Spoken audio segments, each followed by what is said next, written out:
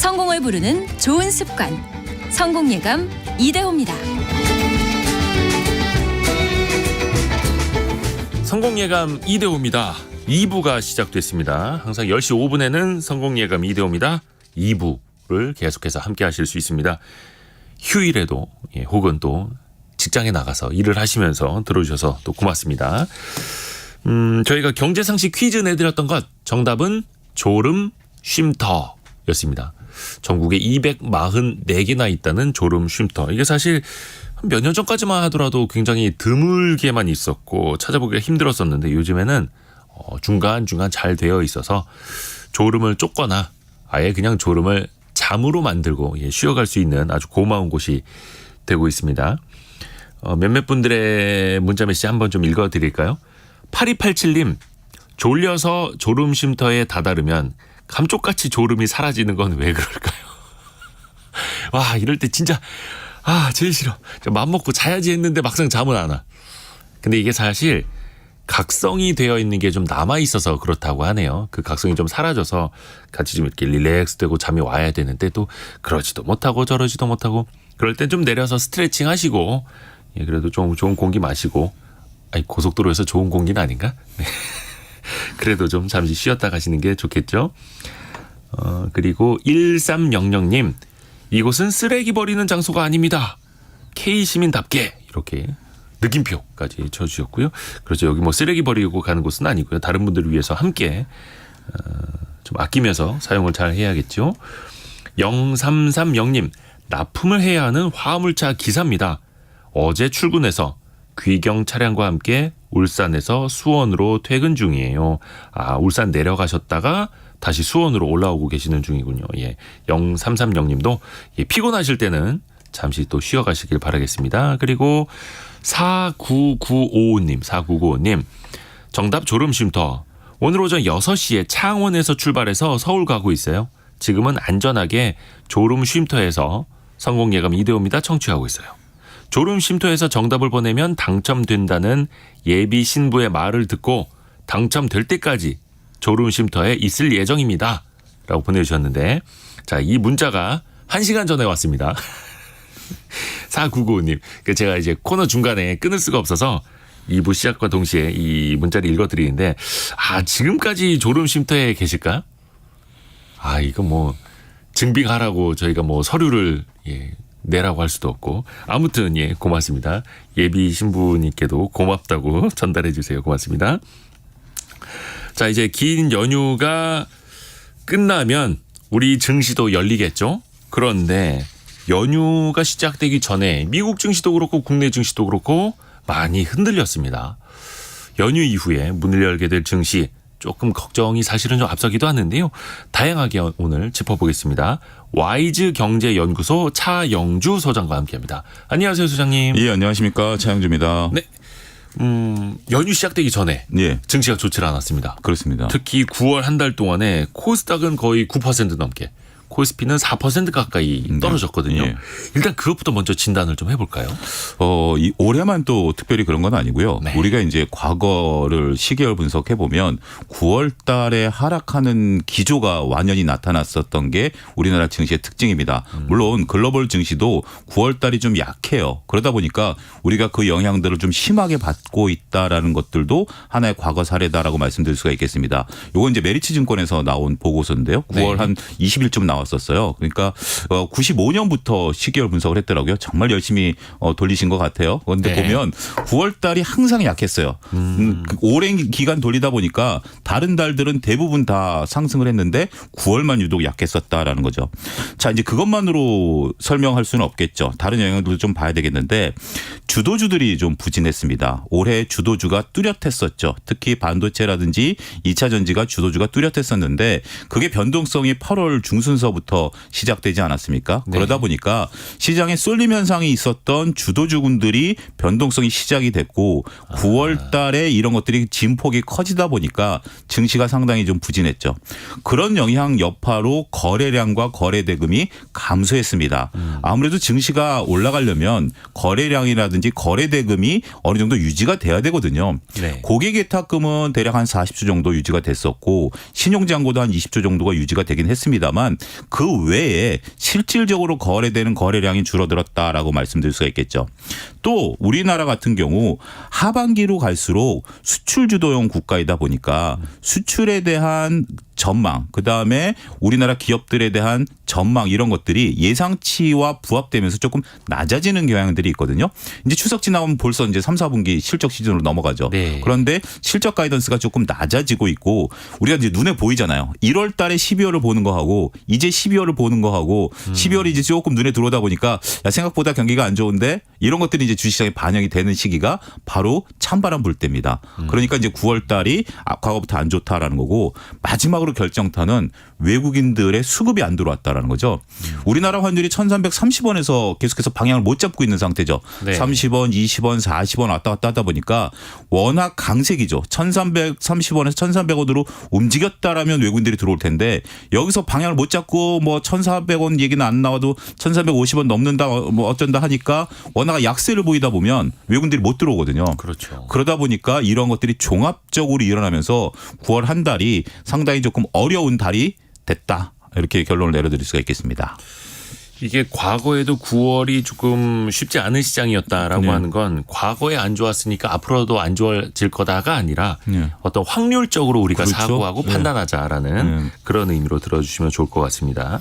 앞에서 뭐 거래량, 수출, 실적 전망, 외국인의 수급, 환율 다양하게 짚어주셨는데 그 말씀해 주신 거 하나하나 좀 네. 짚어가면서 이야기를 풀어가 보겠습니다.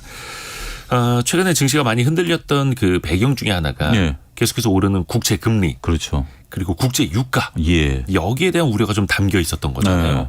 이게 또 앞으로는 어떻게 될지도 이야기 좀 부탁드립니다. 조금 유지가 될 가능성이 있는데 예. 일단 국채 금리와 유가를 좀 나눠서 생각을 좀 해보죠. 네. 국채 금리가 올라간다라는 것은 우리가 실질 금리가 올라간다라는 개념으로 쉽게 이해하시면 되겠죠. 네. 명목 금리라고 그러니까 정확한 경제적인 개념보다는 기준 금리하고 실질 금리의 차이점을 보셔야 된다라고 말씀드릴 수가 있겠죠. 우리가 이제 기준 금리하면 한국은행이 정하는 거고 미국 같은 경우 이제 연준이 정하는 거 아니겠습니까? 근데 그거와 국채 금리와 채권 금리는 좀 따로 논다라는 개념이죠. 우리가 이제 그렇죠. 특히 우리나라 기준금리 같은 경우는 우리가 이제 대출의 영향을 받지만 미국 같은 경우 기준금리보다 국채금리가 더 낮잖아요. 네. 그러니까 실질금리가 더 낮은 상황이었는데 일단 두 나라 다 실질금리라고 할 수 있는 국채금리가 올라가고 있습니다. 네. 그 원인이 두 가지가 공통점인데 비슷한 듯 조금 다르긴 해요. 두 가지 첫 번째 이유는 금리 인상에 대한 가능성이 열려 있다라는 거죠. 아직 추가 인상. 예, 추가 인상에 대한 가능성이 열려 있고 아직 끝나지 않았다. 미국도 한 차례 더 우리도 끝났다라고 생각했지만 한 차례 정도 더 올릴 수 있다라는 가능성 때문에 금리가 좀 올라가는 거죠. 네. 두 번째는 공급량의 확대입니다.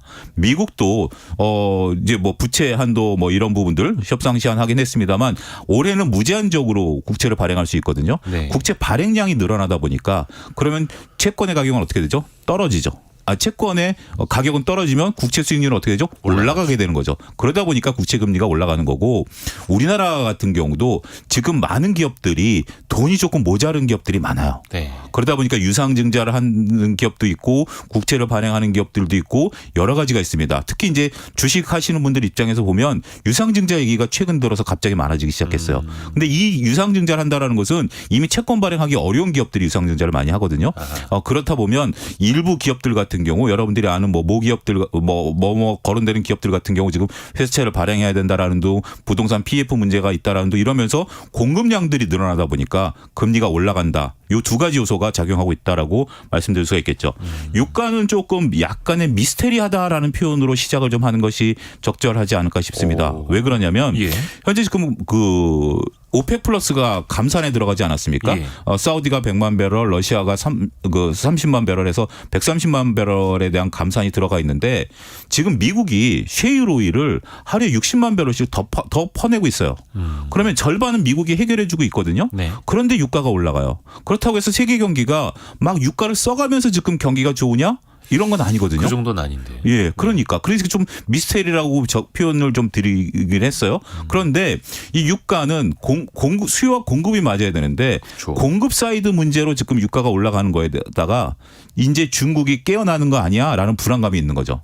이번에 경제 지표를 보니까 우리가 뭐 비구 위안이라든지 헝다 같은 부동산 문제가 여전히 폭탄으로 남아 있긴 하지만 중국의 경제 지표가 이제 서서히 살아나는 게 조금 보이고 있거든요. 네. 물론 이런 것들이 이제 소비라든지 이런 것들까지 가려면 시간이 한참 걸리지만 중국이 깨어나면서 중국이 전 세계 원유의 15%를 잡아먹고 있는 나라입니다. 네. 그러니까 이제 이렇게 된다라면 공급이 가뜩이나 부족한 상태에서 더군다나 미국이 사우디에 대한 영향권이 최근에 손을 잡긴 했습니다만 그렇게 세지 않은 상황에서 중국이 깨어나게 되면 유가를 움직일 수 있는 거 아니야 이런 불안감이 있는 거죠.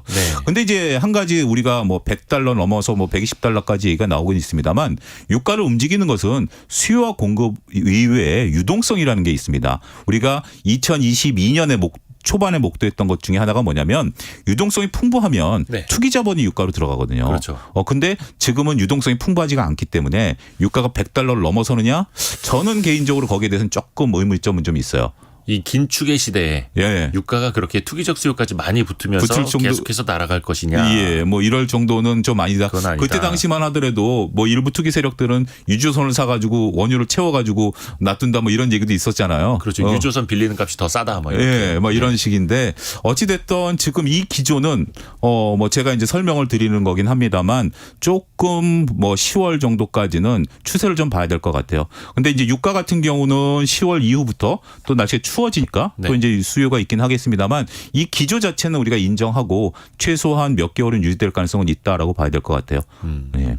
일단 이 상태가 이어진다라는 걸 밑바탕에 좀 깔고 가는 게 나을 것 같다는 예. 말씀도 해 주셨고요. 조금 전에 박찬열 님이 미국 주식은 예산안 통과로 인해서 상승장으로 시작할 듯해요라는 의견도 주셨는데 우리가 많이 걱정을 했던 미국 정부의 미국 연방 정부의 셧다운 문제. 네. 그러니까 계획된 예산을 다 썼는데 네. 다음에 예산안을 국회에서 통과해 주지 않아서 행정부를 닫아야 하는 사태는 네. 일단 임시적으로 넘어간 것 같더라고요. 네. 근데 이것도 한 45일 정도만 임시 예산을 편성해 준 거여서 계속되는 불확실성 아닐까 하는 생각도 들고요. 미국 주식 하시는 분들은 주말을 조심하셔야 돼요. 주말이요. 네, 보통 우리가 그 일부 은행들 파산이라든지 뭐 이런 것들이 다 주말에 나왔거든요. 그렇기 때문에 미국 주식 하시는 분들은 주말에 변수가 많은데 어찌됐든 지금 이제 이 셧다운을 좀 넘겼죠. 근데 뭐 조금 말씀하신 거가 제가 조금 토를 좀 달자면 네. 저 시청자분이 그럼 미국 주식 빠졌어야 되는데 최근에 그 안 넘어가는 상황에서도 미국 주식 크게 조정받지는 않았었거든요. 아하. 그러니까 작용과 반작용의 법칙을 우리가 생각하다 보면 과연 미국이 그렇게 강하게 올라갈 수 있겠느냐라는 제 개인적인 견해를 이건 뭐 맞고 틀리고의 문제가 아니라 작용과 반작용의 개념으로 좀 말씀드리겠고 어쨌든 미국이라는 나라의 이제 특성이죠. 합의를 통해서 넘겨라.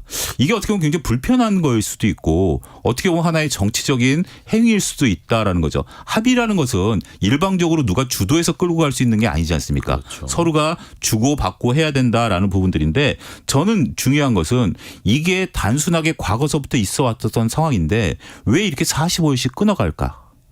여기에 방점을 두면 네. 저는 이제부터 투자자들의 정치적인 부분들을 좀 봐야 되는 것은 내년 11월 대선이라고 말씀드릴 수가 있겠어요. 그렇죠. 이제 1년 정도 남았는데. 1년 정도 나왔고 지금 현재 트럼프가 부상하고 있지 않습니까? 예. 그런 상황이다라고 보면 이들이 쉽게 정치적인 그러니까 선거가 없다라면 아하. 내줄 거 내주고 받을 거 받고 끝내버릴 수도 있겠죠. 근데 지금은 경기가 나름대로 바이든이 바이드노믹스라는 용어를 써가면서 내가 이렇게 경기를 살렸다라고 얘기하고 있는 입장에서 공화당이 할 수 있는 패가 과연 무엇일까? 제가 왜 정치적인 부분들을 갑자기 증시에 끌고 오느냐라고 의아해하시는 분들도 있긴 하겠습니다만 작년 11월을 한번 생각해 보십시오. 작년 11월에 상하이안 선거가 있기 전까지 킹달러라는 단어를 썼습니다. 네. 킹달러가 유지가 되고 선거가 끝나자마자 킹달러라는 단어가 사라졌어요.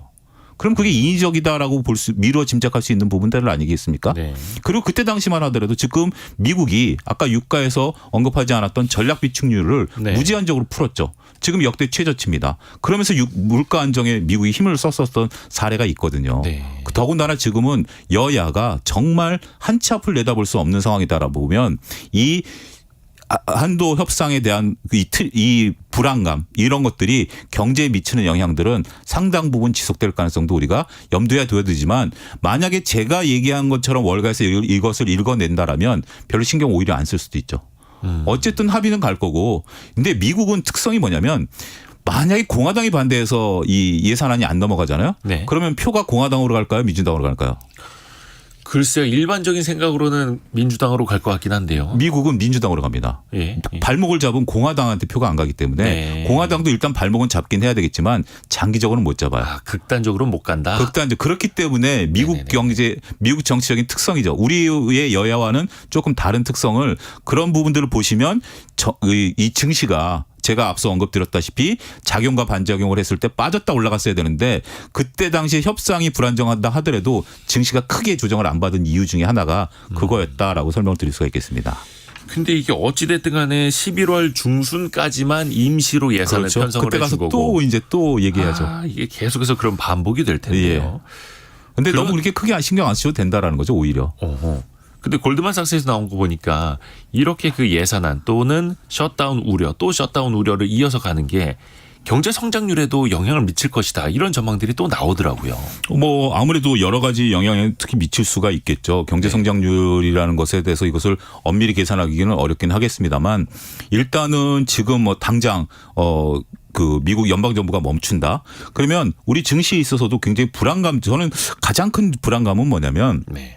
경제가 하강을 하면 이게 이제 기저효과 때문에 다시 이제 올라갈 수도 있는 거죠. 네. 그런데 만약에 지금 우리가 연준이 금리를 결정하는 각종 지표들에 대한 집계가 안 되기 시작하거나 예. 이 발표가 미루어지게 된다라면 지금 많은 투자자들이 첨예하게 관심을 갖고 있는 것이 연준이 한 차례 정도 그래 그거는 우리가 매맞을 각오는 있어. 혹시 두 차례 이거는 굉장히 아플 텐데라고 하고 있는 건데 이거에 대한 가이던스가 안 나오면 저는 그 부분이 더 불안하다라고 봐요. 경기가 일시적으로 이 요소 때문에 한다라면 수출이 한 달 늦게 들어갈 수도 있고 생산이 한 달 늦게 들어갈 수 있는 부분들이기 때문에 네. 그거는 저는 큰 문제는 아니다라고 볼 수 있지만 우리가 지금 이렇게 긴장해야 될 때 김 빠지는 게 옆에서 나타나면 더 작용할 수 있지 않을까 싶습니다. 또 경제 데이터 이야기로 좀 넘어가 볼까요? 네.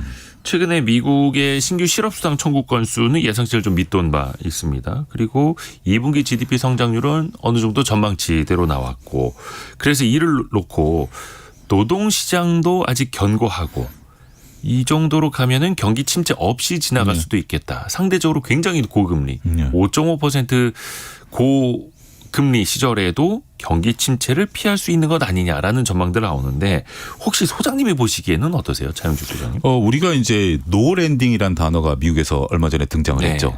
그러니까 이제 소프트 랜딩이냐 하드 랜딩이냐라는 거에서 그러니까 지금 우리가 높은 고공행진에 있었던 경기를 소프트 랜딩으로 잘 이제 내려오는 거고 잘못하면 하드 랜딩이 되면 이제 디플레이션으로 가는 거니까 네. 그거에 대한 이제 얘기가 있었는데 우린 그거랑 상관없다. 노 랜딩이다. 지금 이제 미국 경기는 너무 좋기 때문에 그 비행기가 안 내려오고 그냥 오랫동안 그냥 달려갈 수 있다라는 얘기가 이제 잠깐 한여름에 나왔었던 이제 기억이 나실 겁니다. 네.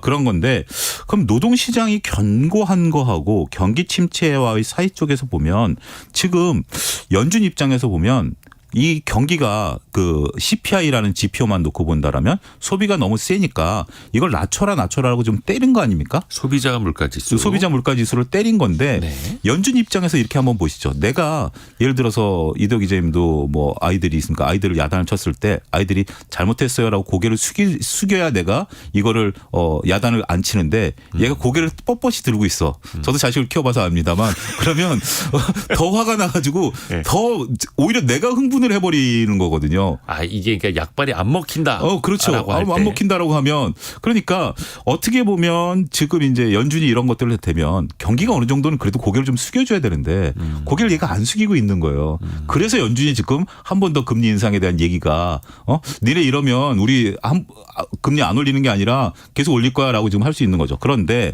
자 이제 여기서 이제 본론으로 돌아보면 네. 노동시장이 견조한 이유가 무엇이냐. 이게 과연 어떤 이유냐라고 보면 미국만의 상황이다라고 말씀드릴 수가 있겠죠. 우리도 지금 고용이 상당히 좋아지긴 했어요. 코로나 이후에. 하지만 미국 같은 경우 그전에 그 오바마 대통령 시절부터 리쇼어링 정책, 그러니까 외국에 있는 기업들을 불러들여왔고 이번에 바이든 대통령이 보조금을 줘가지고 각종 기업들을 글로벌 기업들을 끌어들이고 있는 거 아니겠습니까? 네. 우리나라 삼성전자라든지 LG 엔솔이라든지 현대차가 미국에다 공장을 짓는 이유가 거기서 생산해야만 물건을 팔 수 있게 되는 상황이 돼버린 거죠.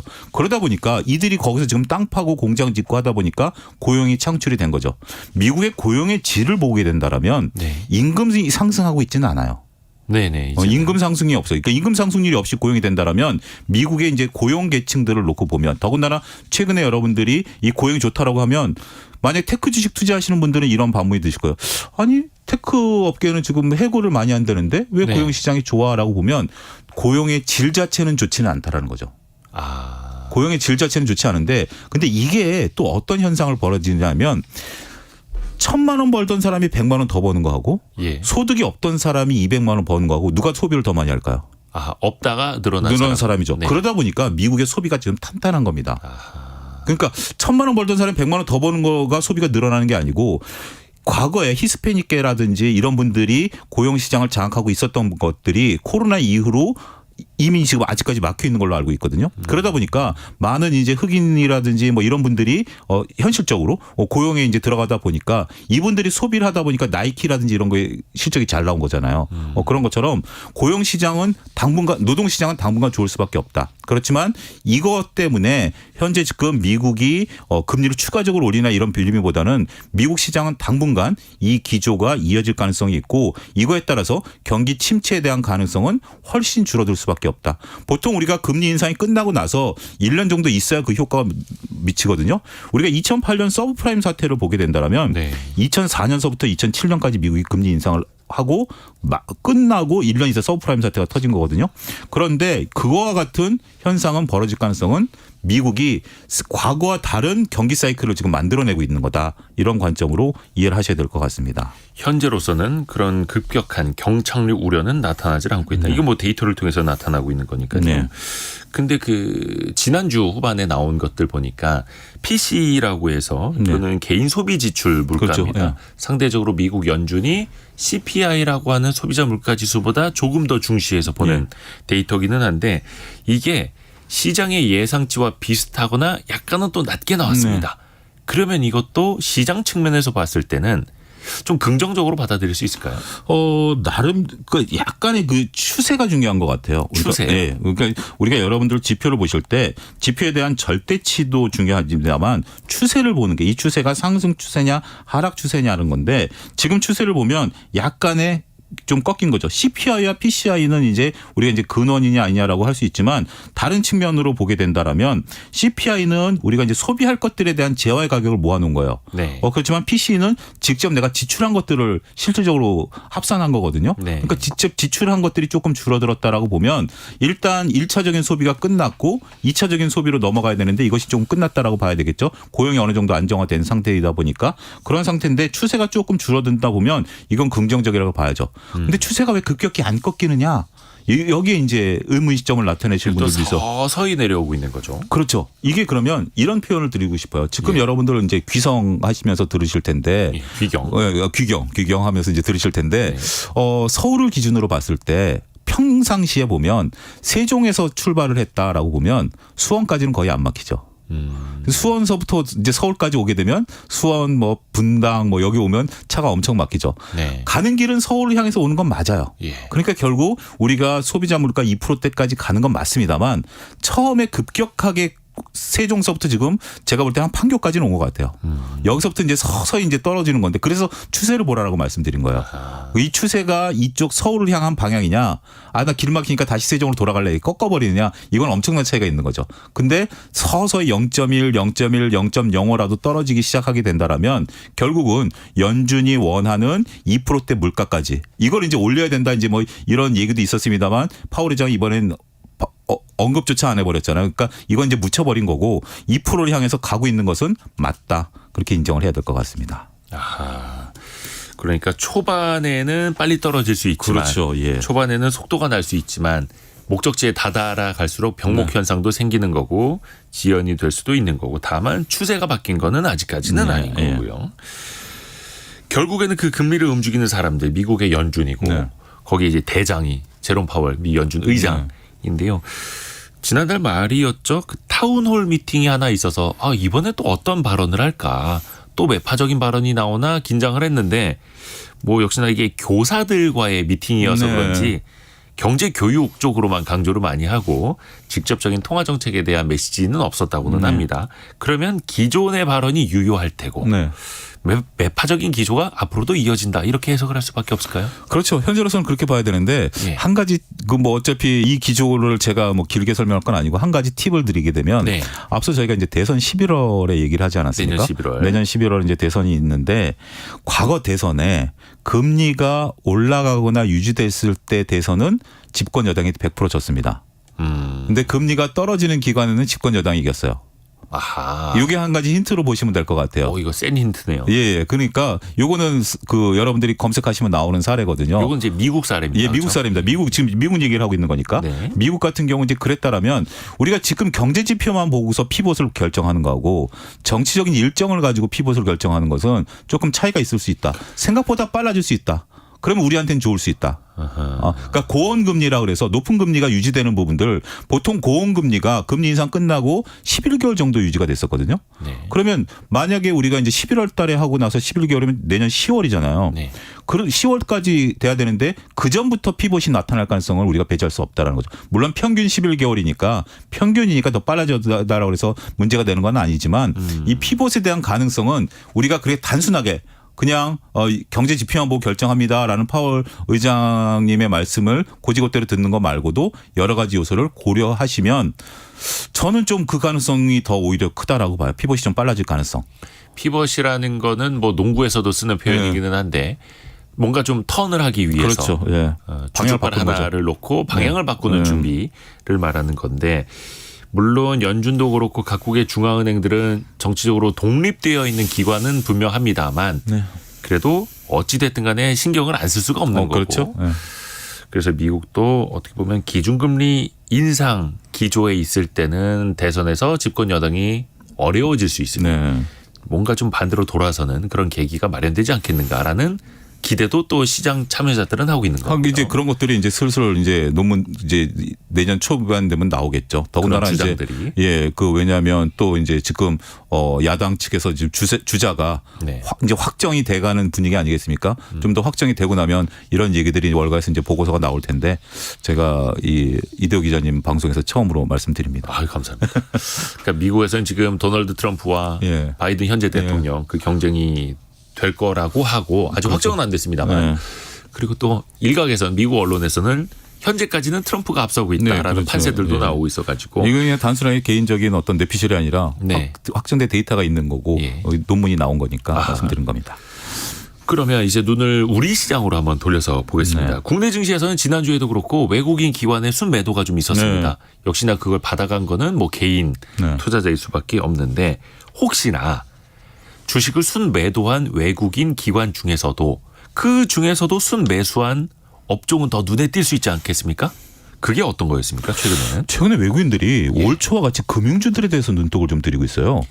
특히 금융지주사들. 네, 금융지주사들. 그러니까 원래 올 초에 처음에 주식 시장을 이끌었던 건 반도체와 2차 전지가 아니에요. 외국인들의 은행주들에 대한 사랑이었고 올해 초요. 네, 올해 초에 보면 외국인들이 갑자기 1월 들어서 외국인들이 은행주를 사기 시작했고 개인들이 인공지능과 로봇주를 사기 시작했어요. 1월 달은. 네. 2월 달부터 반도체와 2차 전지가 올라간 거예요. 예. 그러니까 엄밀히 말씀드리면 그렇게 보면 그러다가 이제 금융주들을 외국인들이 판 게 현 정부에서 이제 금융주들에 대해서 대선 충당금을 좀 잡아라. 그다음에 좀 너무 쉽게 돈을 번다. 뭐 이런 얘기들이 있었습니다만 올해 금융지주사들이 배당을 다시 얘기를 꺼내고 있습니다.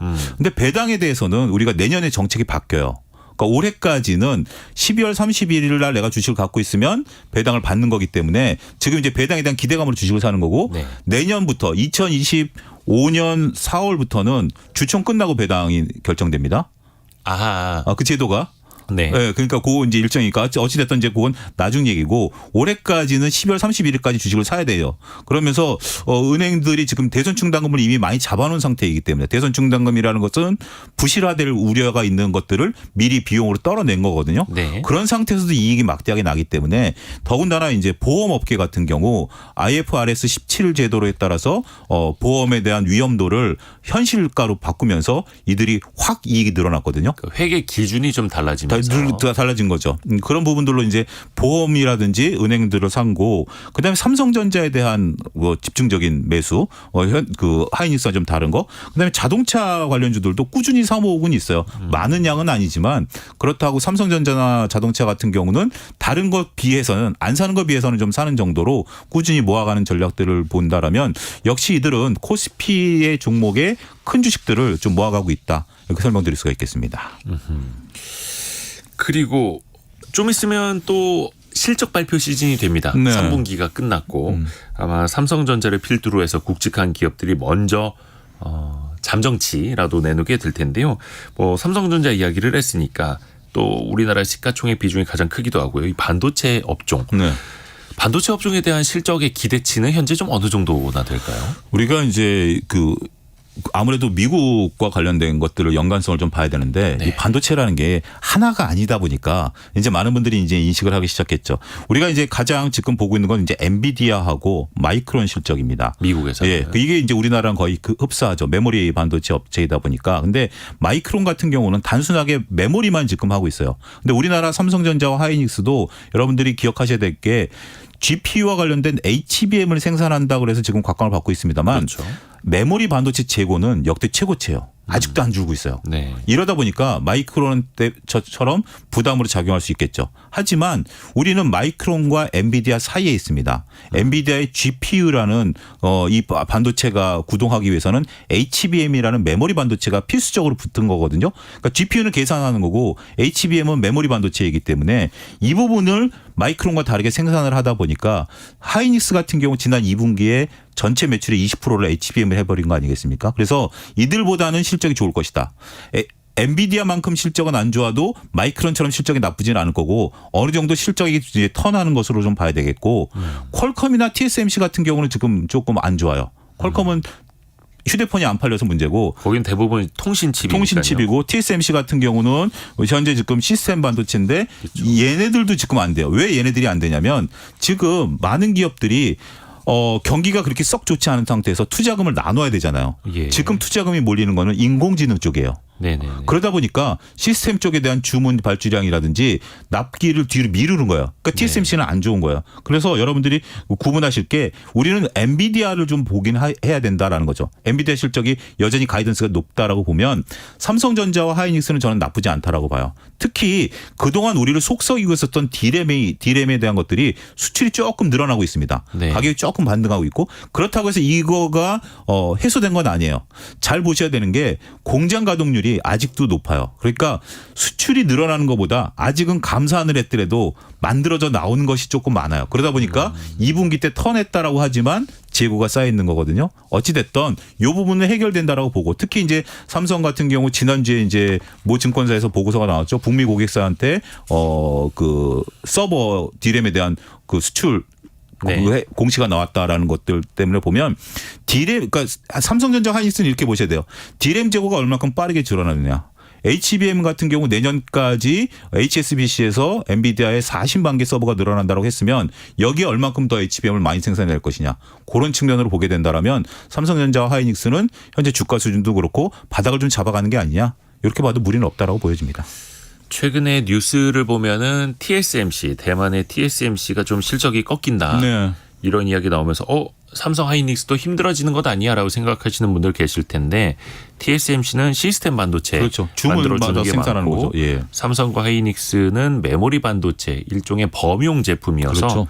다운 사이클 그러니까 내리막을 삼성과 하이닉스는 먼저 겪은 거죠. 그렇죠. 그리고 바닥을 먼저 친 거고 TSMC가 만드는 시스템 반도체는 이제 바닥을 향해서 가는 거고 그렇죠. 좀 시차가 있다라는 예, 것도 맞습니다. 헷갈리시면 예. 안 되겠죠.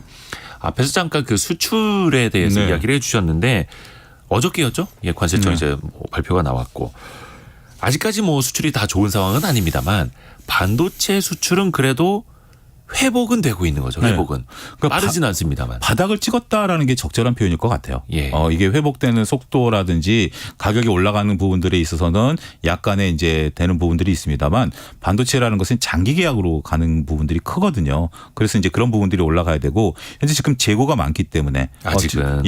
지금 보니까 제가 엊그제 작년까지만 하더라도 감산을 안 하니까 삼성전자 재무제표를 봤거든요. 네. 그러면 이제 그 사업 보고서의 공장 가동률이 나옵니다. 네네네. 휴대폰은 공장 가동률이 76%예요. 근데 반도체는 공장 가동률이 100%예요. 네. 그 반도체는 이게 늦게 돌릴수록 이게 좀 문제가 생기니까 100% 했는데 이거를 지금은 조금 천천히 돌리는 거죠. 멈출 수는 없어요. 멈출 수는 없죠. 반도체는 멈출 수는 없으니까 그렇죠. 천천히 돌리니까. 근데 이게 천천히 돌려도 그 공정 중에 있는 건 다 재고거든요. 예. 그러니까 칩이 만들어진 것도 재고지만 만들어지는 과정에 있는 것도 재고예요. 근데 그 재고가 2분기 기준으로 봤을 때 역대 최대입니다. 1분기보다 더 늘었어요. 그러니까 앞서 언급드렸던 것처럼 이 만들어지는 거하고 우리가 이제 오해가 뭐냐면 야 이제 좀 수출이 늘어나니까 재고가 줄지 않았을까 이렇게 보는데 이 수출이 늘어난 속도보다 물건이 딱 떨어지는 속도가 아직은 좀 더 센 거예요. 그러다 보니까 이런 부분들이 돼야 되는데 근데 이제 중요한 것은 뭐냐면 왜 그러면 우리가 올 초에 얘기했던 2019년과 다른 사이클이 벌어지고 있느냐. 그때만 하더라도 일부 기업들이 감산하면 이 감산 안 한 기업들이 수혜를 볼 수 있는 거 아니야? 라고 이제 봐서 삼성전자가 감산을 안 했던 건데 여러분들이 코로나를 인식하셔야 돼요. 네. 뭐냐면 2019년도에 반도체가 바닥을 찍고 2020년 하반기부터 코로나가 터지면서 이도 기자님도 노트북 하나 바꾸지 않으셨어요? 어떻게 하셨어요? 그때 그때만 다들 많이 샀죠. 그때 다들 많이 저도 노트북 태블릿도 그렇고. 그 영상 강의한다고 뭐 예. 노트북도 사고 기업들도 서버 막 늘리고 그죠. 뭐 비대면 수업, 비대면 회의 많았으니까요. 그러다 보니까 어떻게 보면 저는 과잉 투자가 들어간 거죠. 땡겨서 샀다. 땡겨서 사고 땡겨서 투자됐고 지금은 다시 그거를 할 단계가 아니고 그걸 뭘로 하느냐? 이제 인공지능으로 하는 거죠. 기업들 입장에서 보면. 네. 그러다 보니까 이 D램 재고가 쉽게 안 늘어나는데 더 이제 이 부분이 조금 늘어난다라고 하니 최악의 경우는 전 지났다라고 봅니다. 그렇지만 최악의 경우가 지난 게 화랑으로 가는 건 좀 다른 얘기예요. 그렇지만 여기서 더 나빠질 상황은 아니다. 그리고 현재 지금 삼성전자 같은 경우 입장에서 보면 그래서 삼성전자가 지금 현금을 마련하고 있는 거예요. 네. 그래서 일부 기업 지분도 팔고 있고 여러 가지 하고 있는 것들이 지금 이제 돈을 미리 선지적으로 마련해 놓는다라는 개념으로 보면 저는 삼성전자나 SK하이닉스가 이들이 지금 돈을 마련할 이유는 뭘까요? 미래에 대한 대비도 있습니다만 이제 뭔가 업황이 살아나면 투자를 집행해야 되는 거 아니겠습니까? 저는 하이닉스가 굉장히 잘했던 게 뭐냐면 네. 올 초에 미국에 대한 투자 계획을 철회한 거. 이거는 정말 하이닉스가 잘한 것 같아요. 하이닉스. 예. 그때 당시 하이닉스가 그거 철회해가지고 주가가 잠깐 변동성을 나타내면서 주가 뭐 했다라는 건데 이거 철회한 게 지금으로 보면 전화위복이 된 것 같아요. 그때 만약에 했으면 지금은 굉장히 어려울 수도 있었는데 어쨌든 삼성전자 하이닉스는 정말 잘하고 있는 기업들이다. 저는 그렇게 박수 쳐주고 싶습니다. 네. 그리고 또 하나. 반도체 얘기했으니까 2차 전지 관련주도 좀. 네. 사실 2차 전지 관련주가 지난 7월 말까지 엄청나게 불을 뿜다가 그렇죠. 네. 최근에는 거의 한 2달 이상 좀 내리막을 겪고 있고 상반기까지만 해도 너도 나도 돈을 벌었다고 생각을 했는데 이제는 고점 대비 뭐 30% 40% 밀리다 보니까 물리신 분들이 많아지고 있습니다. 그분들을 위한 좀 조언 좀 부탁드립니다. 근데 그 2차 전지는 우리가 극명하게 갈리는 것 같아요. 2차 전지를 선호하시는 분들은 아직까지 좀 그렇고 시장에 있어서 과거에 어떤 한 업종에 대해서 이렇게 투자자들의 생각이 극과 극으로 바뀐 경우는 그렇게 별로 많지는 않았던 것 같아요. 그런데 여전히 이제 길게 보시는 분들은 길게 보시는 게 맞아요. 근데 길게 보는 걸 2025년서부터 2030년까지 보는 거니까. 근데 우리가 만약에 여러분들이 줄을 1m짜리 줄을 잡고 있는 거하고 100m짜리 줄을 잡고 있는 거하고 그 100m를 바라보고 있는데 여기서 조금만 흔들려도 이 변동성이라는 걸 보면 그렇죠. 그러니까 지금 저는 올해 봄에 그런 말씀을 드렸어요.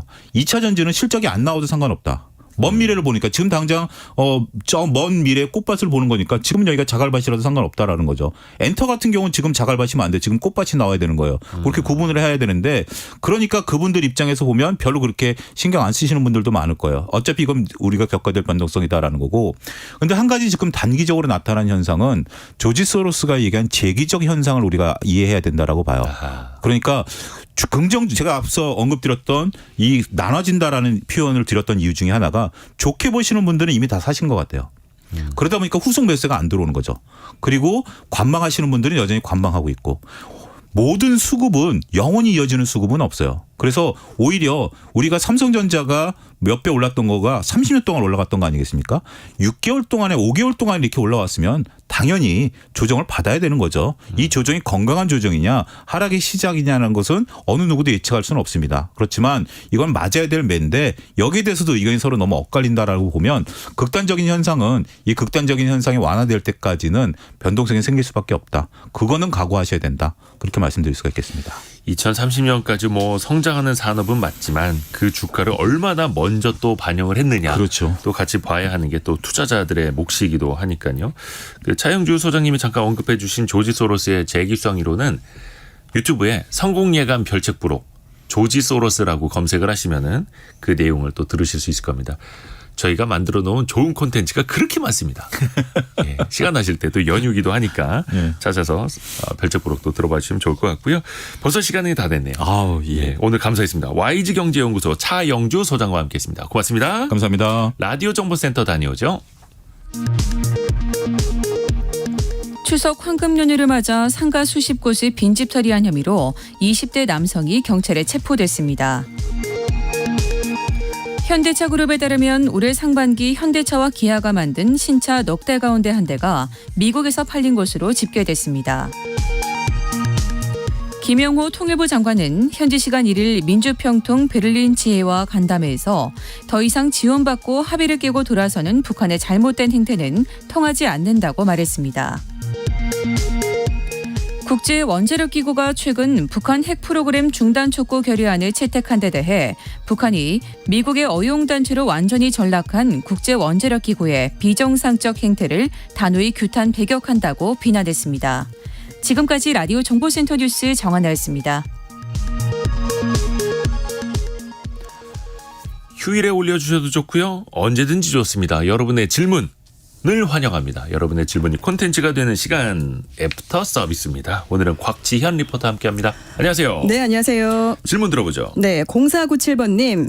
아르바이트생이 명절에 일을 하면은 평일보다 시급을 더 받을 수 있나요? 라고 보내셨는데요. 알바생에게도 돈을 더 주는 겁니까? 네. 라는 질문이네요. 네, 더 받을 수 있습니다.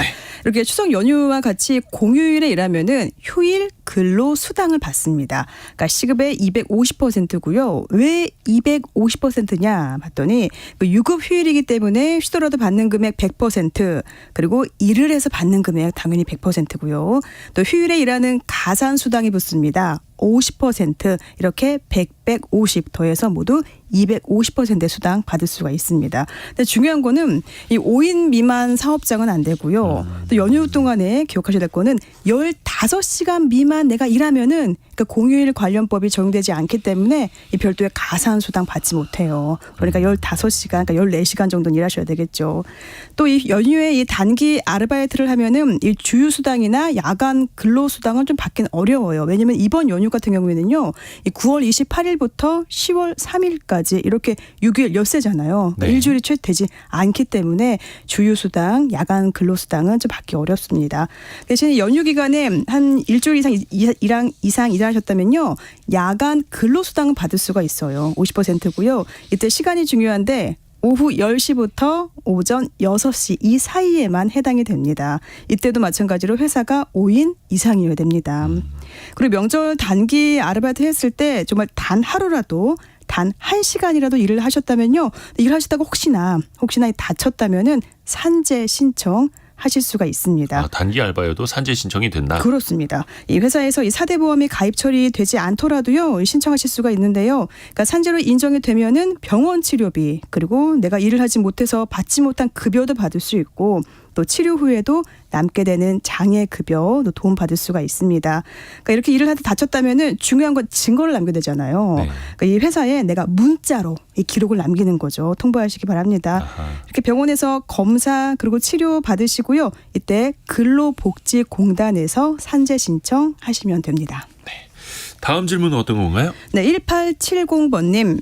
층간소음 인정 기준 너무 낮은 거 아닌가요? 어떻게 정해지는 건가요? 네, 층간소음 인정 기준 1876님이 지적해 주신 것처럼 너무 좀 낮아서 올해 1월에 그게 강화가 됐습니다. 네. 직접 충격 소음이라고 하는데 뭐 쿵쿵대는 소리, 발 뒤꿈치 소리 이런 네. 것들이 있지 않습니까? 그렇죠. 그 1분 동안의 등가 소음, 그러니까 평균 소음이라고 보시면 되겠습니다. 그게 기존보다 4데시벨씩 낮아졌습니다. 즉 강화가 됐다는 거죠. 주간은 39데시벨, 야간은 34데시벨. 이것뿐만 아니라 공기 전달 소음 기준도 있는데 이거는 뭐 TV 소리, 음악 소리, 말소리 같은 것들이고요. 이거는 5분 동안의 등가 소음, 말 그대로 5분 동안의 평균 소음이라고 합니다. 말씀드린 것처럼 조금 강화되기는 했는데 중요한 거는 그 기준뿐만이 아니라 윗집과 아랫집 사이에 이걸 가지고 소통이 돼야 된다. 서로 이해가 돼야 된다라는 의미가 더 사실은 크죠. 맞아요. 그러니까 이때 말씀하신 것처럼 이 어른이 발 뒤꿈치로 내는 소리가요 40데시벨이에요. 그리고 아이들이 그 뛸 때 내는 소리가 50데시벨인데 지금 기준이 낮아졌다고 하잖아요. 그러면 기준을 한참 넘는 거네요. 그러니까 정말 조심하셔야겠습니다. 서로 불편하지 않게 주의하셔야겠어요.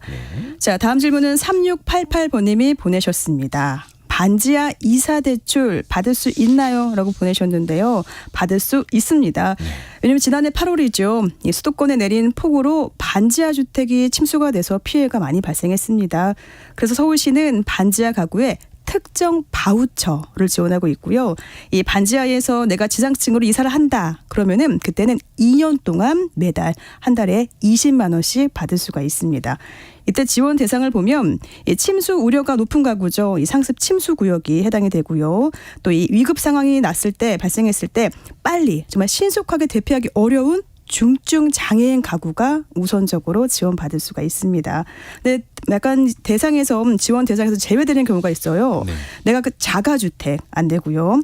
또 공공 임대주택으로 입주하거나 또 주거급여 받거나 청년 월세 받거나 또는 내가 이사하는 곳이 고시원 안 되고요. 옥탑방이나 쪽방으로 이사할 때는 지원받을 수가 없습니다. 아하.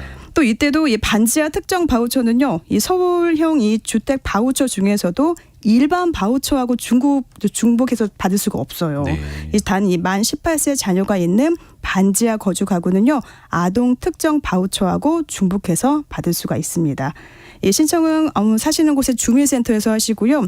이 지원 기준은 어떻게 되고 또 내가 어떤 서류 준비해야 될지 궁금하신 분은요. 서울 주거 포털 홈페이지에서 확인하시면 됩니다. 네. 마지막 질문 하나 더 들어볼까요? 네, 7227번님. 원데이 자동차 보험 그리고 임시 운전 특약 어떤 차이점이 있나요?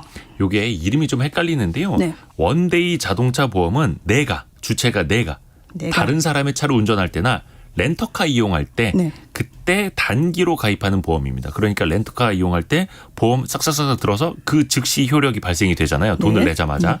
그게 원데이 자동차 보험이고 임시 운전자 특약은 내 차로 어디 멀리 가야 되는데 옆에 타고 있는 사촌 동생한테도 운전을 좀 시키고 싶어요. 네. 그럴 때 내가 들어주는 게 임시 운전자 특약이 되는 겁니다. 이거는 다만 보장 효력이 그 다음날 24시 다음날 0시, 그러니까 그날의 밤 24시, 다음날 0시부터 발효가 되는 거여서 하루 전에 가입을 하셔야 된다라는 그 차이가 있습니다. 원데이 자동차 보험, 임시 운전자 특약 그 차이를 말씀을 드렸습니다. 자, 오늘 애프터 서비스 곽지연 리포터 수고 많으셨습니다. 네, 고맙습니다. 고맙습니다. 오늘도 많이 보내주셔서 감사드리고요. 여러분의 질문 소중하게 저희가 생각을 하고 꼼꼼하게 준비를 해서 오겠습니다. 오늘도 일하시는 분들 더 힘내시길 바라겠고요. 저희는 내일 아침 9시 5분에 다시 돌아오겠습니다. 성공예감은 임시 공휴일인 오늘도 여러분을 응원합니다.